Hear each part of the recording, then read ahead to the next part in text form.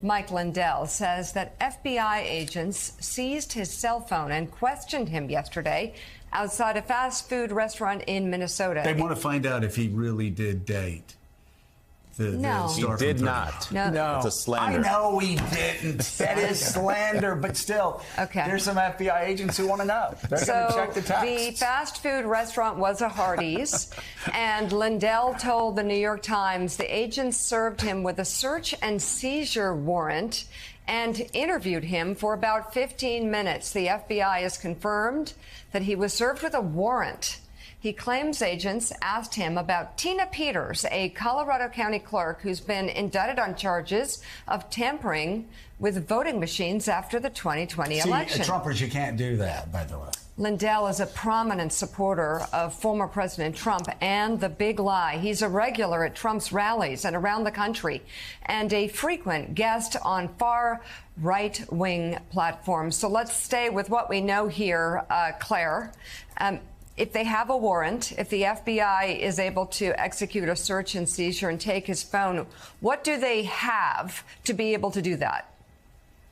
They have probable cause that there's evidence of a crime on that phone. It's just that simple.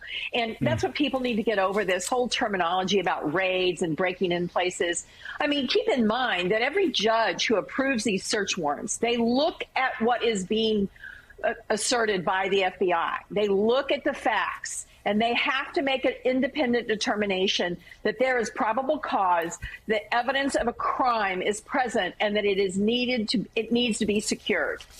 And so none of this is outside the law. This is the essence of the rule of law. And I am so tired of these Republicans whining about how somehow this is not the law. It's the law. And Mike Lindell got a little piece of law yesterday. It's called the rule of law. And it will be very interesting to see what they find on that phone.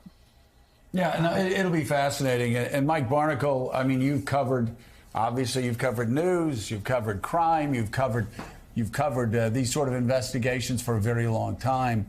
And when we start seeing the president's aides, some of the president's closest followers, people who worked for him, having their phones taken. Again, you can't do that unless you have probable cause that a crime's been committed. And it just seems that everything that Donald Trump has done over the past 5 years, specifically over the past 2.5 years, finally, as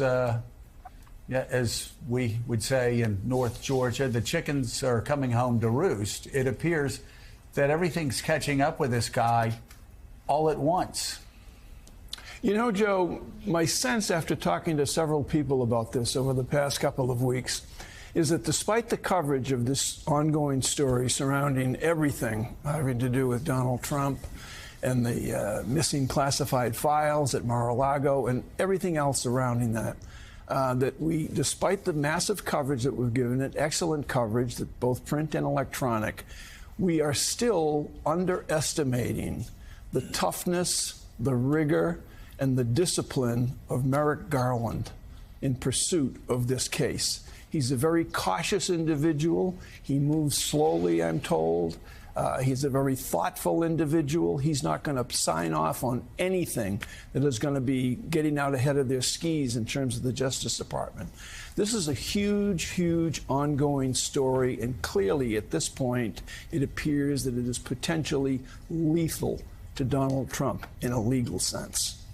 And Joe and Mika, first of all, easy pickings for FBI agents, as it's well known that MyPillow guy fancies Tuesday night dinners in Minneapolis area Hardee's. But more seriously, what they're looking for there is that he was in the Oval Office repeatedly in the weeks after the election. Let's remember, this was after a COVID outbreak on election night. This was after some of Trump's senior staff had either quit or left or started looking for other jobs or working from home. The guardrails, the gatekeepers were gone, and the Sidney Powells and the Rudy Giuliani's, the Michael Flynn's, and yes, the Mike Lindells of the world, they're the ones who were in the Oval Office talking to Trump and floating conspiracy theories about how the election was rigged, but also what they could do about it. The idea of calling martial law, the idea of seizing voting machines, and certainly the idea of obstructing the peaceful transfer of power.